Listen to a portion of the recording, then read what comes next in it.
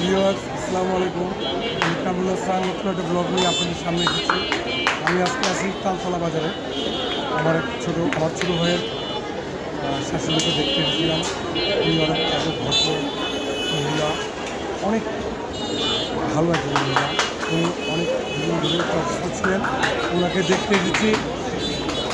আসলাম, তারপরে ছেলে যেহেতু উপবাসে থাকে, ওর জন্য কিছু জিনিসপত্র পাঠাবো, একটু স্পাইসিস কিনলাম, মশলা কিনলাম।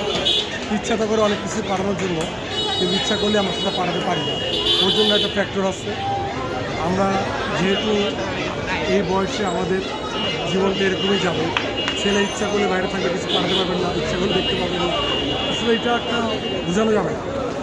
যাই হোক, এখানে অনেক কিছু যদি ভালো লাগে অবশ্যই লাইক শেয়ার করবেন। ধন্যবাদ।